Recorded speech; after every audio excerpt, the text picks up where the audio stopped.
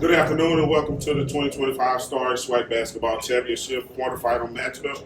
We're joined by Alcorn State Lady Braves under head coach Nate Kilbert. Coach, if you could give us an opening statement about today's game.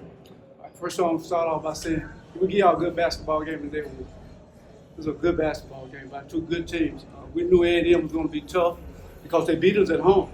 So that was enough motivation for us.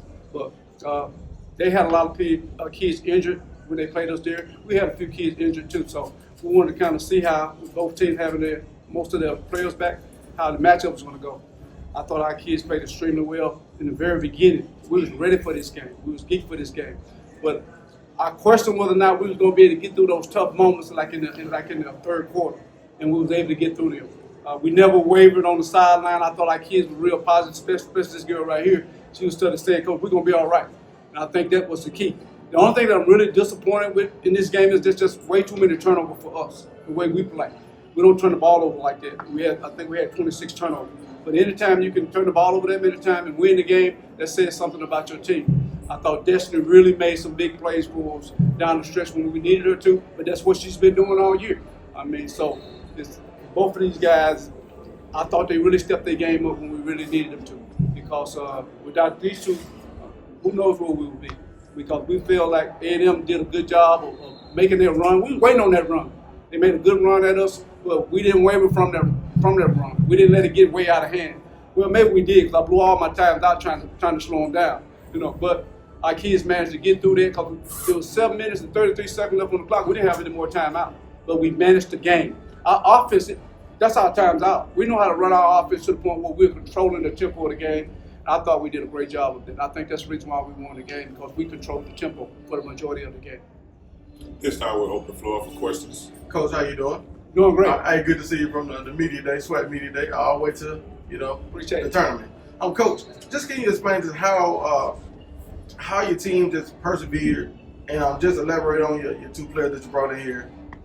Go ahead. Well, if you talk to these two guys about what I get on them so much about, we are an experienced team. We're not young. Sometimes we play like we are, but we're not young. These guys been with me a while now. This right here been here for 4 years. Destiny going on 3 to 4 years. So they've been with me a while. They know my system. So we should be doing some of the things that we're doing because of our experience. I think that's why we can get in games like this and have a chance to win. That's why we can be down 7 and with 5 minutes left in the game and have a chance to win because of our experience. I think that's what's going to get us over the hump, because it's not a question of whether or not we're going to execute. We're going to get open shots. We're going to get our layups off when we need them most of all. But I think the separation from our team and most of the teams in this conference is how long we've been together and how well these guys know my system. Coach, you beat a 20-win team. All right. Now, here's the thing. Do you all have any more left in the tank? Do you think you spent too much energy in this game? Oh, no. Nowhere close. Remember last year, we spent the same kind of energy in the first round against Southern, you know what I mean? But we did spend a lot of energy, but I think we got some kids on that bench that we probably could have played more. But that first game, if you can get by it, it kind of loosens you up a little bit. So you see some of those kids who didn't get a chance to play a little bit more tomorrow. But man, it's win or go home now. I don't think that's going to affect us tomorrow. We're going to take these ice baths tonight, and we're going to get ready for the game tomorrow. Go ahead, Will. Coach, you talked about that run at Alcorn A&M. What was really working for them, and what adjustments did you make to come out of that and still find a way to still win? Well, I think the biggest thing for us was that person kind of bothered us a little bit. We just needed to settle down and take better care of the ball. I think that was the biggest thing. Once we got in our fourth cross and we did a better job of taking care of the ball, I think we kind of calmed down a little bit. They made a couple of big baskets against us, and a lot of times that would rattle a young team, but it didn't rattle us. But we didn't do a great job of taking care of the ball in the backcourt. But once we settled down and started taking better care of the ball, I think we settled that run down a little bit. So I think it's just a matter of us taking care of the ball. Coach, for Alabama A&M, when you take a look at the scouting report, clearly they had 2 all-SWAC selections in, Alicia Wilson and also Kayla Walker. Tonight, you hold them to 10 points and 9 points respectively. Kudos to you and your squad for doing that defensively. How do you feel about holding them to those point standards, especially since they really make A&M go? Well, you know what? That's what we talked about in the scouting report. We we can lock down on defense when we get ready. When we playing our best basketball is when we playing our best defense. When we lock it down on people, and because Walker's in our scouting report, Pendleton is in our scouting report, Wilson is in our scouting report. All those kids who score for them, they're in our scouting report. So we pay special attention to them. Sometimes you can play solid defense and you still can't stop them. I thought Pendleton did a good job of hitting some tough jumpers on them. But we think Walker is the key to their team. You start letting her make a lot of three-point shots, that's going to get them going. And I thought we did a real good job against her. Destiny, you were in a one-on-one situation against Alicia Wilson, holding her to 10 points on the evening while you scoring 20. Talk about your performance tonight.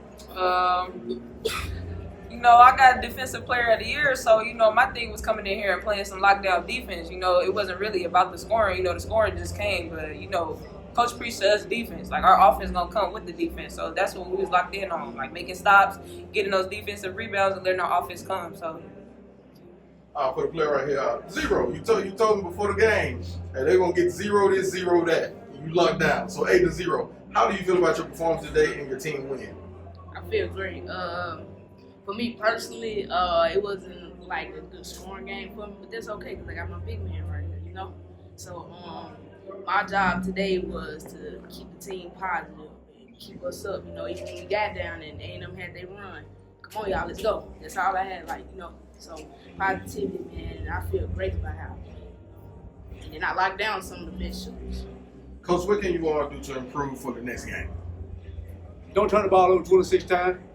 I think that's the biggest thing for us. Don't turn it over so much because we don't turn it over. Those are possessions that we lost.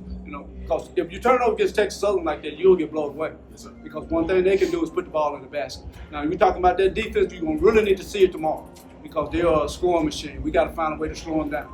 Thanks, sir. Coach, when you start looking at your trek last year, it's the same this year. You beat a 3 seed. Now you got to face a 2 seed in Texas Southern. I remember asking you about this after the game against Jackson last year. You said, "Oh, we're coming back here to run it back. If you're not down, we're gonna run it back." And you start to run. Yep. Hey. Same situation. We got a 2 seed tomorrow. And I feel good about who we're playing tomorrow because we didn't play them before. We're comfortable when we split during the regular season. So it's about coming out playing some good basketball tomorrow. Some darn good basketball. Let's hope we repeat ourselves from last year until we get to the championship game. Right. Then we're trying to do something different. Listen, you had a double performance, and considering everything that you've done with your season, how does it feel to just be back in this moment and still be on that quest to potentially win up the sweatshirt? Man, it just feels amazing. Like it feels good to me that I could be there for my teammates. Like I had a couple turnovers in the second half when they came out with that pressure, and I was getting in my head, and my teammates right there telling me like, we need you and I need them. So they was just pumping me up, getting me in my head, like letting me know it's gonna be okay. Like, basketball is a game of runs, so they gonna make their run, we gonna make our run, but just we have to stay level-headed tonight. And I think my team did a great job of that. So we just stayed focused and kept our eyes on the prize. We came out with that dub tonight. So I just feel great. I'm so proud of my teammates, my coaches, everything. I'm just so glad to be in the position that we are in.